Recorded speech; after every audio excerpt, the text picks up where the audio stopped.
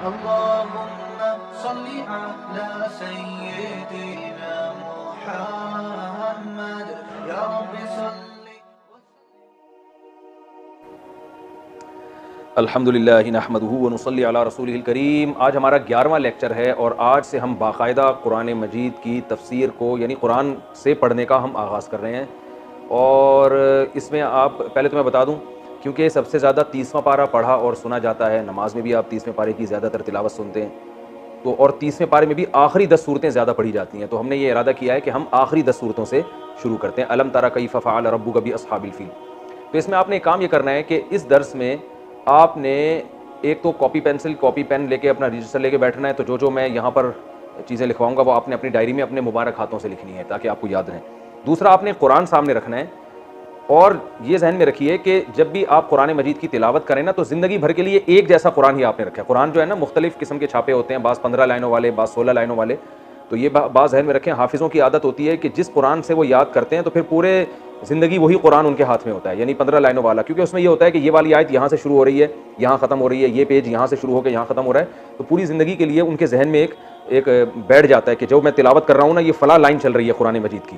तो जैसे हाफिज़ कुरान मजीद एक जैसा रखते हैं हमेशा के लिए। मैंने 15 लाइनों वाले कुरान से हिफ्ज़ किया है, तो मैं हमेशा 15 लाइनों वाले कुरान पे ही तिलावत करता हूँ। और अपने बच्चों को भी मैंने, जो मेरे बच्चे हिफ्ज़ कर रहे हैं, अल्लाह ताला उनको हाफिज़ बनाए, उनको भी मैंने 15 लाइनों वाले कुरान पे लगाया है ताकि मुझे सुनने में भी आसानी हो। कभी मैं उनका कुरान सुनूंगा तो मुझे पता होगा कि हमारी यानी जो सोच है ना वो सेम है, वो किस लाइन पे चल रहे हैं, मुझे पता होगा ये वाली लाइन वहाँ है। तो आप 15 लाइन या 16 लाइन कोई भी एक कुरान मुतय्यन करें। चाहे आपने कुरान हिफ्ज़ ना भी करना हो तो तिलावत ही हमेशा कुरान से किया करें, क्योंकि ना वो लाशूरी तौर पर वो आयतें आपके जहन में बैठ जाएंगी और आपको पता होगा कि ये वाले पेज के इस जगह पर ये आयत चल रही है, ये लाशूर में बैठ जाती है बात। तो अब आप जब तफसीर का आगाज़ कर रहे हैं बाकायदा, तो उसमें भी आपने एक किस्म का कुरान रखना है अपने सामने हमेशा, फिर उसी पर तिलावत भी करें। और वो या तो 15 लाइनों का हो या 16 लाइनों का, ऐसे ही है ना, दो ही आते हैं ना 15 या 16 लाइनों वाले। तो इन दोनों में से कोई एक हमेशा के लिए आप मुतय्यन कर लें। फिर वो बेशक बाज़ छोटे साइज़ में भी होते हैं, बड़े साइज़ में भी होते हैं, लेकिन उनकी तरतीब एक ही जैसी रहती है। तो एक जैसा कुरान आपने अपने सामने रखना है और जो सूरत मैं यहाँ पढ़ाऊँगा वो कुरान में आपके सामने होनी चाहिए और एक रजिस्टर होना चाहिए, एक पेन होना चाहिए, उसमें आपने ये चीज़ें नोट करनी है जो मैं यहाँ आपको बता रहा हूँ। और बेहतर तरीका ये भी है कि आप एक कुरान लेके चाहे तो एक ऐसा कुरान ख़रीद लें जिसमें हाशिया पे जगह बहुत ज़्यादा हो, तो वहीं पे नोट आप लिख सकते हैं, तो जो जिसमें आपको सहूलत हो। अल्हम्दुलिल्लाहि नहमदुहु व नुसल्ली अला रसूलिहिल करीम। आज हमारा तफसीर का पहला लेक्चर, यानी तफसीर से मेरी मुराद है कि ग्रामर के बाद जो बाकायदा कुरान से हम सूरतों का आगाज़ करेंगे, उसका आज पहला लेक्चर है। तो ये पहले मैं 10 लेक्चर तो दे चुका हूँ, ये ग्रामर के हैं, उसके बाद इंशाल्लाह हम आगे तफसीर पढ़ेंगे। तो आज ही आपको अंदाज़ा हो जाएगा कि मेरा तफसीर पढ़ाने का अंदाज़ क्या होगा। पहले जो ग्रामर का हिस्सा है वो होगा, उसके बाद मैं इंशाल्लाह उस सूरत का तर्जुमा और तफसीर बयान करूँगा। पहली सूरत जो आज हम पढ़ेंगे वो है अलम तरा कैफ़ फ़अल रब्बुक बि अस्हाबिल फ़ील। पहले हम इसको हल करते हैं कि इसका लफ्ज़ी तर्जुमा क्या बनता है। पहला लफ्ज़ है अलम तरा। अलम तरा में अलम क्या है? आ जो है ना अरबी में आ, ये सवाल के लिए आता है, क्वेश्चन मार्क है। ये क्वेश्चन मार्क तो नहीं कह सकते कि ये सवालिया एक जुमला है, ठीक है ना। जैसे उर्दू में कहते हैं क्या।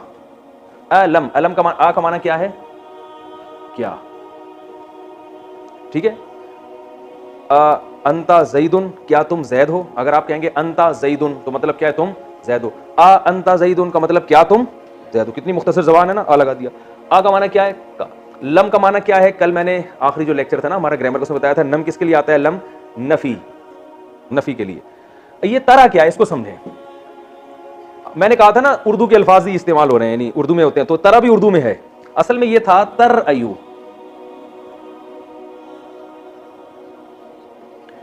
ये किससे मिलता जुलता है? तजरिबू या तस्माऊ की तरह। तस्माऊ, तजरिबू का माना मारता है या मारेगा, और तस्माऊ का माना तू सुनता है या सुनेगा। तो तस्माऊ और तजरिबू से मिलता जुलता है। तर अयू, तर अयू आपने ये लफ्ज सुना है, रुयत, रुयत हिलाल है कि नहीं है?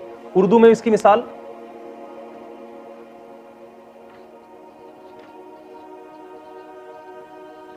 रुयत हिलाल, ठीक है। उर्दू में इसकी मिसाल क्या है? रुयत हिलाल। रुयत का माना देखना, खुली आंखों रुयत हुई है, ठीक है ना। तो तर अयू तुम देखते हो या देखोगे, ठीक है। अब हुआ ये है, मैंने आपको एक बात बताई थी कि अलिफ, वाव और या और दो हर्फ एक जैसे जब किसी में आएंगे तो सीगे की शक्ल को गड़बड़ कर देंगे ये। तो तरअयु, इसको जब शुरू में लम लगता है ना, देखें तजरिबू, मारता है या मारेगा, तो जब इसमें हम नफी में लेके जाएंगे, लम लगाते हैं ना शुरू में, तो ये बन जाता है लम तजरिब, यानी बा के पेश की बजाय यहां जज़म आ जाता है। ये ग्रामर का उसूल है। लम जब लगेगा तो आखिर में क्या आ जाएगा, जज़म आ जाएगा। ठीक है, तो तरअयु में क्या किया हमने, इसको तरअयु बना दिया। तरअयु पढ़ना मुश्किल हो रहा था, क्या बना दिया, तरअयु। ये आपको पूरी तफसील याद करने की जरूरत नहीं है, मैं सिर्फ ये लफ्ज का मफहूम आपके दिमाग शरीफ में बिठाने के लिए इतनी डिटेल बता रहा हूं कि ये यही है जो चेंज होकर ऐसे पढ़ा जाता है। तो रुयत का लफ्ज आपको याद रहेगा। तो मैं जब आपसे, यानी जो लाइव सेशन में जो लोग आएंगे ना, तो उनसे जब मैं सवाल पूछूंगा तो मेरा इसी किस्म का होगा, तरअयु उर्दू में किस लफ्ज से मिलता है, और ये जो ग्रामर आपने पढ़ी है उसमें किससे मिलता जुलता है। तो हमने जो पढ़ी है तजरिबू और तस्माऊ से मिलता जुलता है ये। तो तरअयु से बना दिया इसको तरा, और शॉर्ट कर दिया। ठीक है ना, तरअयु था, फिर तरअयु बनाया, फिर क्या बना दिया, तरा। इस यहां तक कैसे पहुंचा, ग्रामर क्या, इसकी डिटेल में जाने की चंदा जरूरत नहीं है। बस इतना ज़हन में हो कि तरा जो है ना, ये मैंने बताया था कि वाव, अलिफ, या और दो हर्फ एक जैसे कहीं आएंगे तो ये हुरूफ गड़बड़ी हैं, ये सीगे की शक्ल को क्या कर देंगे, बिगाड़ देंगे। तो तरअयु को शॉर्ट फॉर्म में क्या कर दिया, तरा। ठीक है ना, तो तरा ये असल में तजरिबू जैसा ही है। और लम लग गया तो पास भी हो गया और नफी भी हो गया। तो अब अलम तरा का तर्जमा क्या हो गया, अलम तारा, क्या तुमने नहीं देखा। ठीक है ना, तरअयु का मतलब था तुम देखते हो या देखोगे। तरअयु को शॉर्ट में तरा बना दिया, लम से पास में चला गया, अलम तारा, लम तारा तुमने नहीं देखा, अलम तारा क्या तुमने नहीं देखा। तो अलम तारा का तर्जुमा क्या हुआ, क्या तुमने या आपने। ये आप लोग जब अपने मुबारक हाथों से लिखेंगे ना, अपने रजिस्टर में अपने खुद मुबारक हाथों से, तो फिर आपको ज्यादा अच्छी तरह से समझ में आएगा। अलम तारा, क्या आपने नहीं देखा, ये तर्जुमा हो गया ना। अच्छा, ये हम जैसे जैसे तफसीर पढ़ते चले जाएंगे, ग्रामर का हिस्सा खुद ब खुद कम होता चला जाएगा, क्योंकि जो बातें बार बार आएंगी फिर हम रिपीट नहीं करेंगे वो, तो आहिस्ता आहिस्ता आहिस्ता आहिस्ता खुद ही सिमट के, और आपको इंशाअल्लाह जब आप इसी तरह से आयतें समझेंगे और तिलावत करेंगे तो आपको खुद भी बहुत सी आयतें खुद से पहले से ही आ रही होंगी, तो फिर इंशाअल्लाह हटो बच्चों वाला काम कुछ वक्त के बाद जाके हो जाएगा। अलम तारा कैफा फ़अला,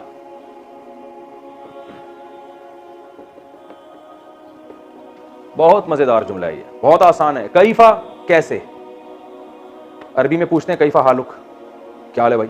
उर्दू में लफ्ज़ है कैफियत, बताएं। कैफियत है ना, यानी कैसा, क्या बुखार की कैफियत तो बताएं आप। यार मेरी तो बड़ी अजीब कैफियत थी ये मंजर देखकर। कैफियत का मतलब हालत, यानी कैसा था मैं, ये बड़ी अजीब थी, अजीब चीज थी। तो कैफा का माना कैसा, कैफा हालुका से आपको रहेगा। कई उर्दू में इसकी मिसाल है, यानी ये अरबी का लफ्ज़ उर्दू में बहुत इस्तेमाल होता है ना, कैफा हालुक, क्या हाल है भाईजान, ठीक ठाक हो। कैफा का माना कैसा। फ़अला फेल से निकला है, उर्दू में इस्तेमाल होता है, फेल काम को कहते हैं। फ़अला किससे मिलता जुलता है, ज़रबा। फ़अला जैसे, ज़रबा का माना उसने मारा, फ़अला का माना उसने किया। रब्बुका, रब का माना, रब का माना तू, रब्बुका तेरा रब। जैसे मैंने बताया था गुलामु ज़ैदिन, ज़ैद का गुलाम, तो रब्बुका तेरा रब। इतना आसान है और रह क्या गया भाई, बिल्कुल सेम उर्दू। कैफा फ़अला रब्बुका, कैसा किया तेरे रब ने, बी अस्हाबिल फील,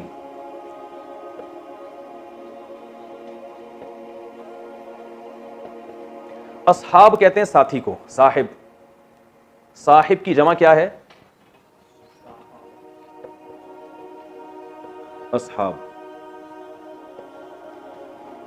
ठीक है ना, कौल की जमा अकवाल आती है ना, अकवाल हैं, बुजुर्गों के अकवाल भी होते हैं, तो कौल की जमा अकवाल। तो अकवाल अफ़आल का जो लफ्ज़ है ना, ये प्लूरल के माने में आता है। साहिब की जमा अस्हाब, और साहिब किसे कहते हैं, साथ रहने वाला, सोहबत से निकला है ये, सोहबत से निकला है ये। ठीक है, उर्दू में लफ्ज़ सोहबत का माना साथ रहना, भाई बुजुर्गों की सोहबत उठानी चाहिए, उनके साथ रहना चाहिए। तो साहिब साथ रहने वाला, तभी कुरान में आता है ना, यौम यफ़िर्रुल मर्उ मिन अबीही, इंसान अपने बाप से दूर भागेगा, व उम्मिही व अबीही, अपनी अम्मा से अपने बाप से दूर भागेगा, अपने भाई से दूर भागेगा, व साहिबतिही, अपने साथ रहने वाली से भी दूर भागेगा। तो अल्लाह ने बीवी को क्या कहा, साहिबा, साथ रहने वाली। इससे पता चलता है कि इंसान हर एक से दूर होता है, मगर जहां भी दुनिया में सफर के लिए जाओगे तो बेगम को साथ ले जाया करो, क्योंकि अल्लाह ने उसको डिफाइन ये किया है कि साहिबा है, फुलतरू की तरह अब ये चिपक गई है तुम्हारे साथ। ठीक है ना, लोग कहते हैं ना यार ये हम जहां भी जा रहे होते हैं मेरे पीछे, ये हमेशा मैंने कहा भाई अब जब शादी हो गई तो फुजदरू की तरह अब ये तुम्हारे साथ चिपक गई है, अब तुम जहां जाओगे तुम्हारे साथ साथ जाएगी और इसको जाना चाहिए, क्योंकि ये साहिबा है। साहिब की मुन्नस क्या आती है? साहिबा। तो इसको वाला भी कहते हैं, जो आपके साथ होता है। आप वाला होता है ना, अरे गोले गंडे वाला किसे कहते हैं? जो गोला गंडे की दुकान हर वक्त गोला गंडा साथ लेके घूम रहा हो ना। सब्जी वाला, जो सब्जी को हर वक्त साथ लेके घूम रहा हो। तो गोलगप्पे वाला जो हर वक्त। तो साहिब किसे कहते हैं? वाले को। वाला दूध वाला, साहिबुल मिल्क ठीक है ना ठीक है ना। तो साहिबुल लबन, ठीक है ना। साहिबुल माल, माल वाला। तो असहाब मैंने वाला। फील किसे कहते हैं? हाथी को। ये लफ्ज उर्दू में इस्तेमाल नहीं होता, तो कुछ खुद भी याद कर लिया करें। आप इस फील के लफ्ज में अच्छा फील महसूस नहीं कर रहे होंगे, क्योंकि उर्दू में इसकी मिसाल नहीं मिलती। तो फील कहते हैं हाथी, एलिफेंट, ठीक है ना। कितना आसान हो गया। कैफा फ़अला रब्बुका, बा का माना साथ। जैसे हम कहते हैं ना बिस्मिल्लाहिर्रहमानिर्रहीम, जब हम सूरह फातिहा पढ़ेंगे ना तो वहां फिर मैं बिस्मिल्लाह को भी डिफाइन करूंगा, अल्लाह के नाम के साथ। तो बा का माना क्या है? साथ। ये अपनी डायरियों में आप लोग नोट करते रहें। तो अलम तारा कैफा फ़अला रब्बुका, आपने देखा नहीं कि आपके रब ने कैसा किया, बी अस्हाबिल फील, हाथी वालों के साथ। असहाब का माना क्या हो गया? वाले, ठीक है ना, जो हाथी लेकर आए थे, जो हाथियों के साथ थे। हाथी वालों के साथ आपके रब ने कैसा किया? अलम तारा, आपने देखा नहीं, ठीक है ना। तफसीर तो बाद में होगी ना, पहले मैं इसको हल कर दूं। अलम यजअल कैदहुम फी तज़लील,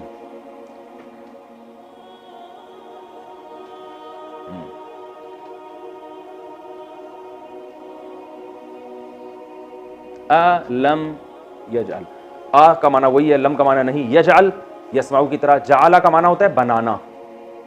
जाला का माना क्या होता है? बनाना।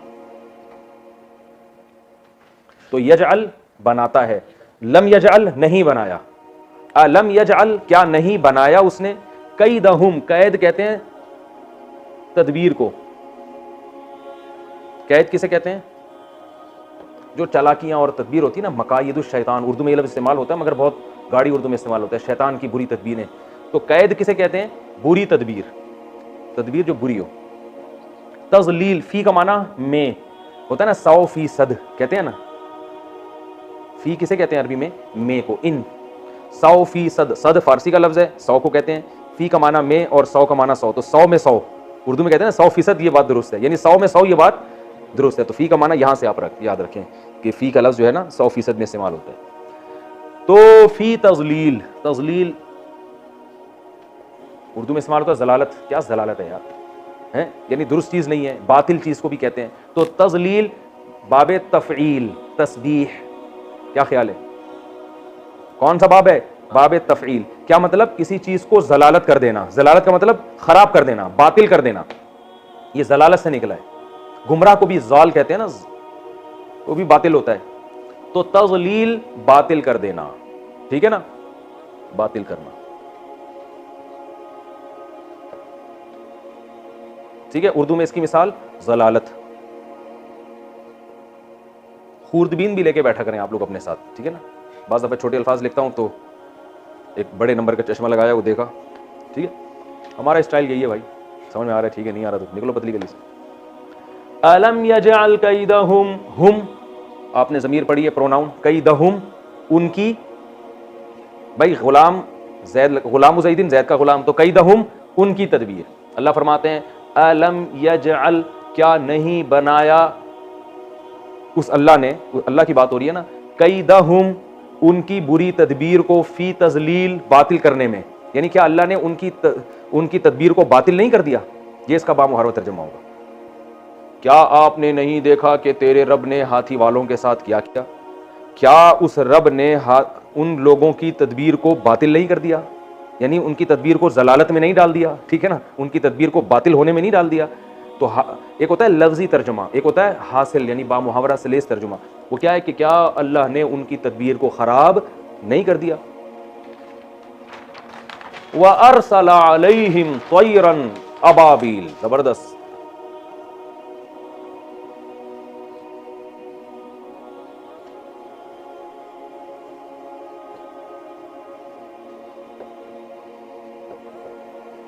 वाव का माना एंड, और अरसला अकरमा की तरह है।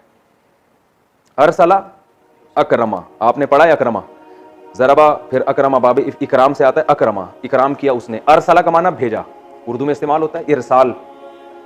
वैसे तो पार्सल भी कहते हैं ना, वो इंग्लिश से निकले, लेकिन वो भी मिलता जुलता है। पार्सल, पार्सल कर यार, इधर भेज, इरसाल, ठीक है ना। रिसाला आया मेरे पास, कहते हैं ना, रिसाला वो चीज़ होती है जो किसी ने भेजी। रसूल, रसूल को रसूल क्यों कहते हैं? अल्लाह ने उनको भेजा है, अल्लाह का पैगंबर बन के आए हैं, तो कासिद बन के आए। तो अरसला का माना क्या हुआ? भेजना, रिसालत से निकला है। अरसला, भेजा उस अल्लाह ने, अरसला भेजा उस अल्लाह ने। अलैहिम, अला का माना होता है पर, अला का माना क्या होता है? ये पर का माना वो परिंदों के पर नहीं, किसी चीज के ऊपर। जब अलैहिम, हिम जमीर, हुआ हुमा हुम, ऐसा तो ना, हुम और हिम एक ही चीज है, उन सब मर्दों के लिए। तो उन सब लोगों पर, तैरन परिंदे को कहते हैं, उर्दू में इस्तेमाल होता है तैयारा। एक तैयारा गिर के तबाह हो गया, कहते हैं कि नहीं कहते? तो तैयारे को तैयारा क्यों कहते हैं? उड़ रहा होता है। तायर अरबी में परिंदे को कहते हैं। तो उर्दू में इसकी मिसाल क्या है? तैयारा, जहाज। तैरन परिंदा, व अरसला अलैहिम तैरन, अल्लाह ने उन पर परिंदा, परिंदे भेजे, यहां मुराद जमा है, परिंदे भेजे। अबाबील, झुंड के झुंड। अबाबील किसी खास परिंदे का नाम नहीं है। अबाबील जो है ना, ये एक मुश्किल लफ्ज़ है जो उर्दू में इस्तेमाल नहीं होता। अबाबील असल में जमा है इब्बाला की, इब्बाला। इब्बाला कहते हैं लकड़ियों की एक गठरी को, लकड़ियों की गठड़ी, गठरी होता है, गठड़ी होता है, गठरी, बस जो भी होता है, जिस कौम में जो है वो यहाँ डाल दिएगा, ठीक है ना। गठरी, इब्बाला कहते हैं, ये थोड़ा मुश्किल लफ्ज़ है, उर्दू में इस्तेमाल नहीं होता। लकड़ियों की गठरी, इसकी जमा आती है अबाबील। जमा क्या है? अबाबील, ठीक है ना। तो लकड़ियों की गठरियों का एक पूरा मजमुआ, ठीक है ना। तो अल्लाह फरमाते हैं अल्लाह ने उन पे परिंदे भेजे, यानी गोया पूरी, यहां मुराद लकड़ियों की गठरियां नहीं है, क्योंकि परिंदों का जिक्र हो गया, तो मुराद क्या हो गया? परिंदों की पूरी गठरियां। अब ये कुरान की बलागत है कि परिंदों को गठरियों से ताबीर इसलिए किया कि जैसे गठरियां, लकड़ियों की जो गठरियों को बांध के इकट्ठा करते हैं ना, तो एक दूसरे में घुसी हुई होती हैं।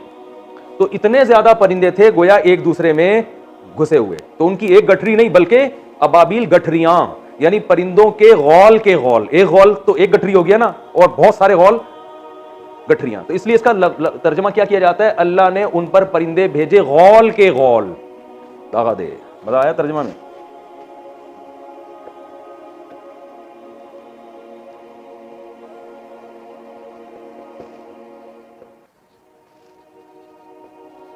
हम इसका तर्जमा क्या करते हैं? अल्लाह ने अबाबील परिंदा भेजा। ठीक है ना। तो अल्लाह ने उन पर परिंदे भेजे गौल के गौल, पूरे गौल के गौल परिंदों के आ रहे थे, जो सब्ज, और रिवायत में मिलता है सब्ज और नीले रंग के कुछ छोटे छोटे पिद्दे से परिंदे थे वो। वअरसला अलैहिम तैरन अबाबील, ठीक है। आगे है तरमीहिम,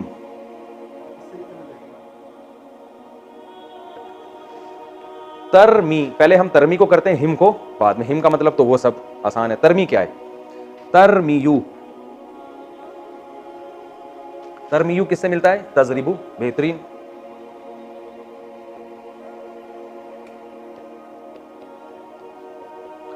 तजरिबू जो है ना, मारता है या मारेगा। और तजरिबू एक और माने में भी आता है, गर्दान पढ़ लेता हूं पूरी। यजरिबू, यजरिबानी, यजरिबूना, तजरिबू है ना, औरत के लिए इस्तेमाल होता है ना, वो मारती है या मारेगी। तो तरमी, वो फेंकती थी।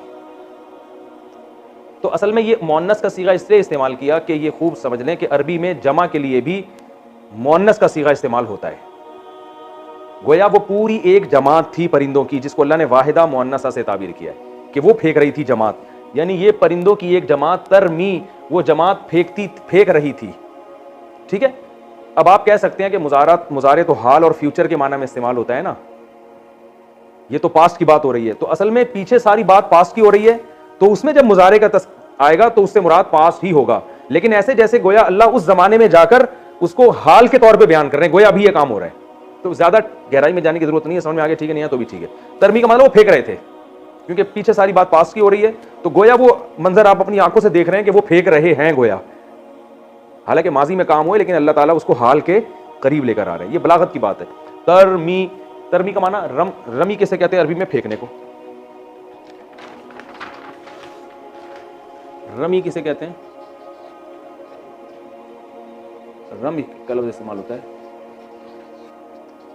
देखो ये हम जब वो हज में जाते हैं ना तो रमी करते हैं कि नहीं करते, 7 कंकर फेंकते हैं, तो वहां से आपको याद रहेगा रमी का माना क्या है, फेंकना। तरमीयू वो फेंकते थे, वो परिंदे फेंक रहे थे। तरमी आखिर में चूंकि या आ रहा है ना तो तरमीयू को तरमी कर दिया। मैंने बताया था वाव अलिफ और या गड़बड़ करेंगे हमेशा, तो तरमीयू को क्या बना दिया, तरमी। तो वो परिंदे फेंक रहे थे हिम उनके ऊपर, उनको मार रहे थे बिहिजारा,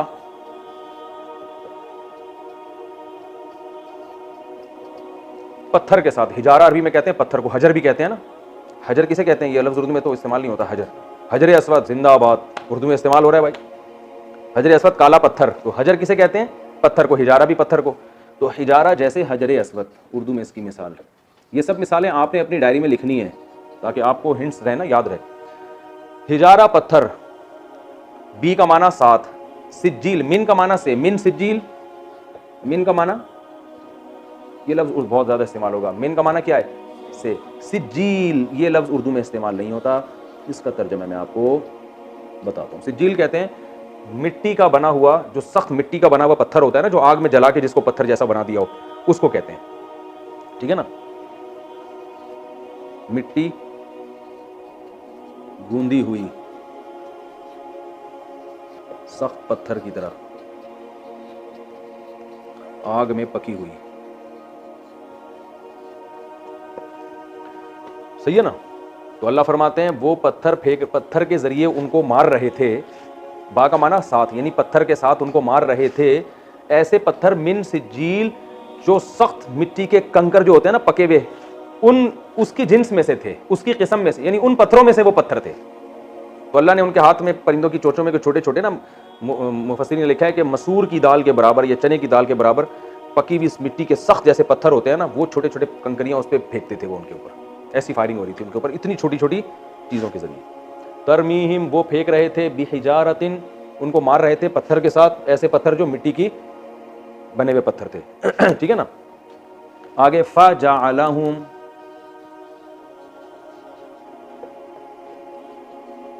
फा का माना फिर,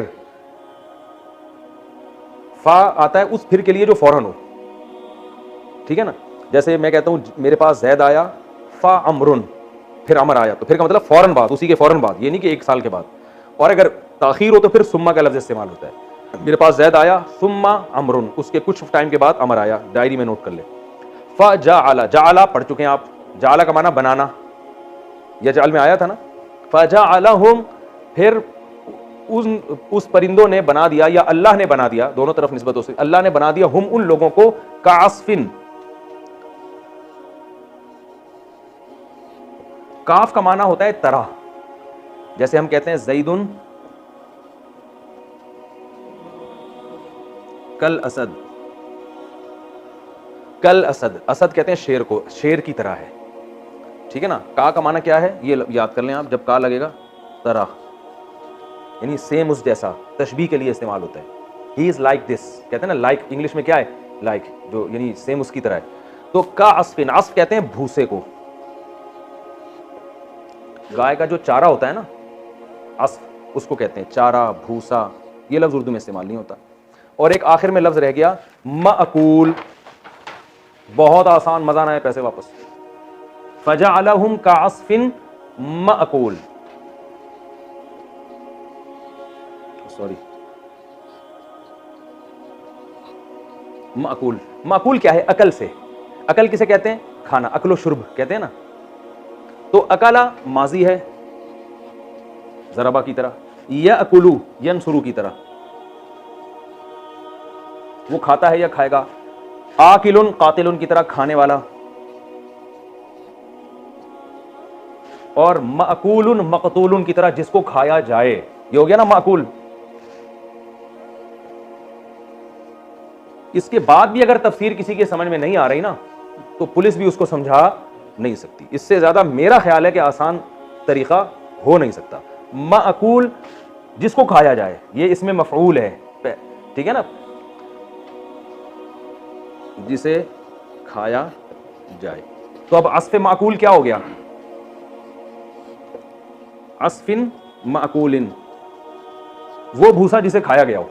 एक तो भूसा वैसे ही भूसा होता है, ऊपर से वो जानवर ने खा के उसका जो हाल किया होता है, ठीक है ना, वो क्या बन चुका होता है। तो अल्लाह फरमाते हैं फ़जअलहुम, कुरान में देखें अल्लाह कहते हैं बना दिया अल्लाह ने उनको काअस्फिन, एक भूसे की तरह, ऐसा भूसा माकूल जो खाया हुआ होता है। तो इसका बामुहावरा तर्जुमा होता है अल्लाह ने बना दिया उनको खाए हुए भूसे की तरह। ठीक है, तो अब मैं समझ में आ गया ना ये। अब मैं इसका लफ्जी तर्जुमा करता हूं। अलम तारा कैफ़ फ़अल रब्बुका बि अस्हाबिल फील, क्या आपने देखा नहीं कि तेरे रब ने हाथी वालों के साथ कैसा सलूक किया।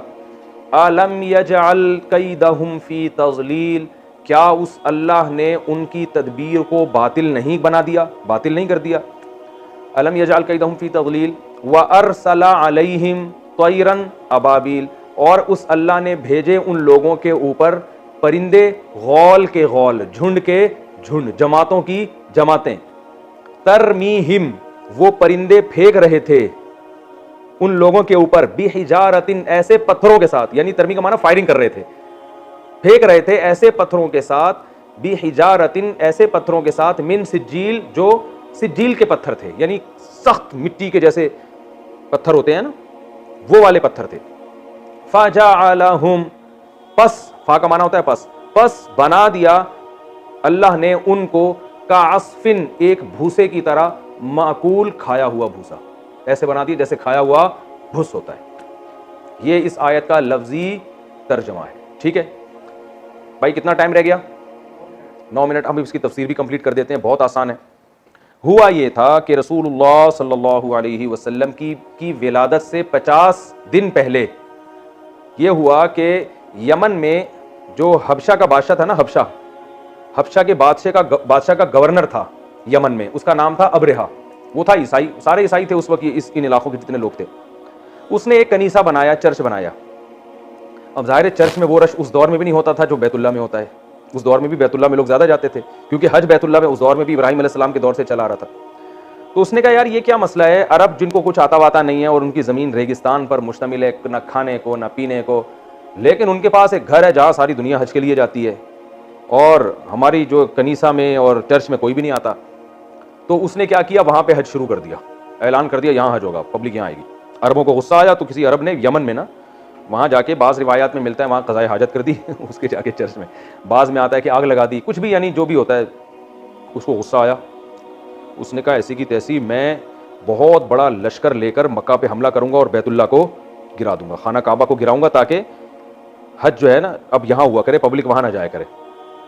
इतना बड़ा लश्कर लेकर वो आया, तो जाहिर है अरबों में इतने बड़े लश्कर से लड़ने की ताकत नहीं थी। तो अब्रहा ने, क्योंकि उस वक्त नबी सल्लल्लाहु अलैहि वसल्लम के दादा हज़रत अब्दुल मुत्तलिब वो बैतुल्लाह के मुतवल्ली थे, रखवाले थे, बैतुल्लाह की हिफाजत में मामून थे, और उनको इसी वजह से फजीलत हासिल थी।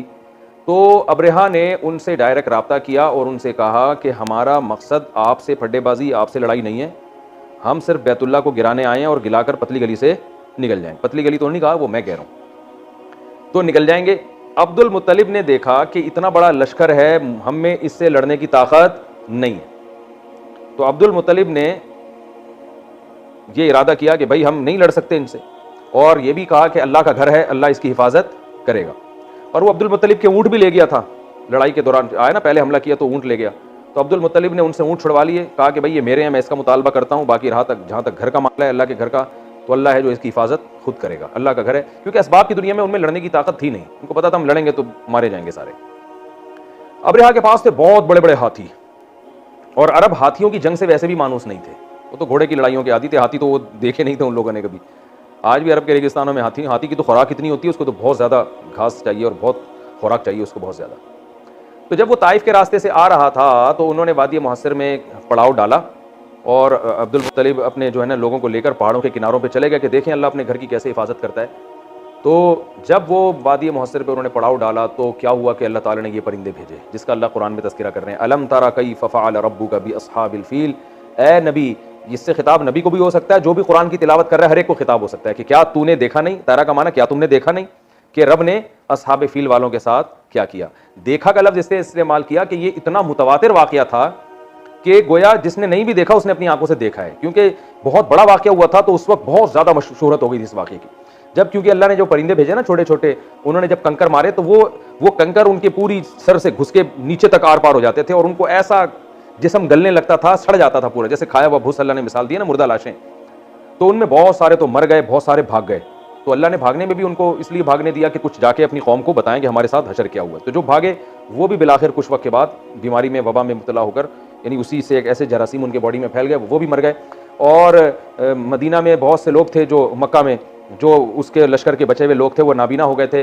और हदीस में ये बात साबित है, सहाबा बयान करते हैं, जिन सहाबा ने उनको देखा कि वो कहते हैं हमने उनको मक्का की गलियों में भीख मांगते हुए देखा। कुछ नाबीना हो गए, अंधे हो गए, बात के गोश्त गल गए। तो बहुत बड़ी तादाद तो हाथियों समेत मर गई, कुछ तादाद भाग गई, कुछ मक्का में ही रह गई, वो भागने के काबिल भी नहीं बची। तो उनको अरबों ने भी देखा। तो ये वाक़या बहुत तवातुर के साथ अरब में मशहूर था। और उसी के 50 दिन के बाद आप सल्लल्लाहु अलैहि वसल्लम की विलादत, ये वाक़या मुहर्रम में हुआ और आपकी विलादत रबीउल अव्वल में हुई है। तो ये अल्लाह ने आप सल्लल्लाहु अलैहि वसल्लम के दुनिया में आने से पहले एक मोजज़े को ज़ाहिर किया। तो याद रखें, इसका ये मतलब नहीं है कि जो भी बैतुल्लाह पे कोई गिराने की कोशिश करेगा तो अल्लाह ऊपर से अबाबिल भेजेंगे, ये एक वाक़या हो गया। तो वरना दुनिया ये असबाब की दुनिया है, कभी अल्लाह मोजज़ा दिखाते हैं, कभी नहीं दिखाते। उसके बाद बैतुल्लाह पर हमले हुए हैं, जो बैतुल्लाह बाकायदा ढाया है। बाज़ जो है वो बनु उमय्या की खिलाफत के दौर में जब हज़रत अब्दुल्लाह बिन ज़ुबैर की खिलाफत कायम हुई, तो अब्दुल्लाह बिन ज़ुबैर की जो खिलाफत है उसको ख़त्म करने के लिए जो बनु उमय्या के लोगों ने हमला किया, उसमें बैतुल्लाह भी की दीवारें भी गिरी थीं। तो ये इसलिए कह रहा हूँ कि एथियस और जो मज़हब मुखालिफ लोग हैं वो ये कह सकते हैं कि बैतुल्लाह को अल्लाह ना करे कोई गिराना चाहे तो कोई ऊपर से फरिश्ते नहीं आते। तो अल्लाह ने कभी नहीं वादा किया कि जब भी कुछ ऐसा करोगे तो फरिश्ते आएंगे। हदीस में आता है क़ुर्ब क़यामत में बैतुल्लाह को ढा दिया जाएगा, हज बंद हो जाएगा। तो लेकिन कभी अल्लाह अपनी कुदरत दिखा देता है। तो इसलिए बैतुल्लाह की हिफाजत हमारी जिम्मेदारी है। ऐसा नहीं है कि हम भी अब्दुल मुत्तलिब की तरह कि भाई अल्लाह बचाएगा, तो वो तो ठीक है, अल्लाह ने बचा लिया, लेकिन अल्लाह ने हमें मुकल्लफ बनाया कि बैतुल्लाह की तरफ किसी को टेढ़ी आंख उठाने मत दो। और अगर कोई हमले की कोशिश करता है तो हमने अबाबिल का इंतजार नहीं करना, हमने जाके बचाने की कोशिश करनी है, क्योंकि ये दुनिया दारुल असबाब है। यहाँ जो असबाब में जो कुछ होता है वो होगा यहाँ पे। तो कभी अल्लाह अपना कुदरत जाहिर कर देते हैं, तो जैसे यहाँ अल्लाह ने जाहिर की ताकि इस बैतुल्लाह की अजमत और ज़्यादा दिलों में बैठ जाए। और अल्लाह ये चाहते थे कि मोहम्मद सल्लल्लाहु अलैहि वसल्लम का ज़ुहूर होने वाला है, तो इस जगह का मुक़द्दस होना पूरी दुनिया मान ले, और फिर इस जगह जो पैगम्बर पैदा होंगे उनको भी लोग मान लें। तो ये नबी के दुनिया में आने से पहले नबूवत की तैयारियां हो रही थी। तो जल्दी से मैं बस बात को कंप्लीट करता हूं। और जमजम का चश्मा दोबारा दरियाफ्त हो गया, वो भी ये नबी के आने से पहले हुआ है, वो भी नबी की आमद की तैयारियां। तो अल्लाह ने क्या फरमाया, बस ये मैं तर्जमा करके कंप्लीट कर रहा हूं इसको। अलम तारा कैफ़ फ़अल रब्बुका बिअस्हाबिल फ़ील, क्या आपने देखा नहीं तेरे रब ने हाथियों वालों के साथ क्या किया। अलम यजअल कैदहुम फ़ी तज़लील, अल्लाह ने कैसे उनकी तदबीर को बातिल कर दिया।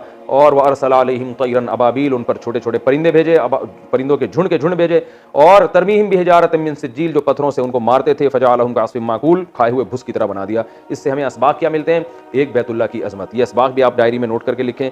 बैतुल्लाह की अजमत, अल्लाह की नज़र में बैतुल्लाह कोई मामूली चीज़ नहीं है। दूसरी बात, नबी सल्लल्लाहु अलैहि वसल्लम की आमद और आपकी नबूवत की भी ये दलील है, ये वाक़या कि ये वाक़या जो है नबी सल्लल्लाहु अलैहि वसल्लम के आने से पहले आपकी अजमत को जाहिर करने के लिए किया गया। दूसरा सबक ये मिलता है। तीसरा सबक, अल्लाह कुछ करने में असबाब का मोहताज नहीं। आज ये वायरस, कोरोना वायरस फैला हुआ है ना दुनिया में, पूरी ताकतें जनाब, बड़ी बड़ी ताकतें हथियार डाल चुकी हैं। एक छोटे सी अल्लाह ने, अबाबिल तो फिर भी इतना बड़ा परिंदा था ना, ये तो बैक्टीरिया जो आम वायरस होता है उससे भी 200 गुना से भी ज़्यादा छोटा है। तो ये इतने से वायरस ने पूरी दुनिया को हिला दिया। तो आप सब कुछ असबाब और वसाइल पे तवक्कुल करके नहीं बैठ सकते, आपको असबाब भी इख्तियार करने हैं। नज़र किस पे रखनी है, अल्लाह पे। वो चाहेगा तो हिफाजत होगी, नहीं चाहेगा तो कुछ भी नहीं हो सकता। आपकी साइंस टेक्नोलॉजी सारी धरी की धरी रह जाएगी। तो अल्लाह जब चाहता है अपने बंदों की हिफाजत करता है, परिंदों के जरिए भी। देखें, अल्लाह तोपे भी भेज सकता था आसमान से, लेकिन अल्लाह ने परिंदे भेजे ये बताने के लिए भाई तुम हमारे परिंदों का भी मुकाबला नहीं कर सकते, तो हमारे फरिश्तों का कहाँ से मुकाबला करोगे। तो ये इस सूरत में हमें असबाब मिलते हैं और हमें इसमें सबक मिलता है कि हम अल्लाह की नाफरमानी से बचें। और फिर हमें रिस्क की तंगी का खौफ हो तो अल्लाह पे नज़र रखें कि भाई अल्लाह कुछ करने में असबाब का मोहताज नहीं है। इज़्ज़त भी वो बगैर सबब के दे सकता है, पैसा भी दे सकता है। तो सबसे पहले अल्लाह को राज़ी करना है, बाकी सारे काम बात के हैं। अल्लाह ताला समझने की, अमल करने की तौफीक अता फरमाए। कल जो हम दर्स पढ़ेंगे इंशाअल्लाह ली इलाफ़ी कुरैशिन का पढ़ेंगे।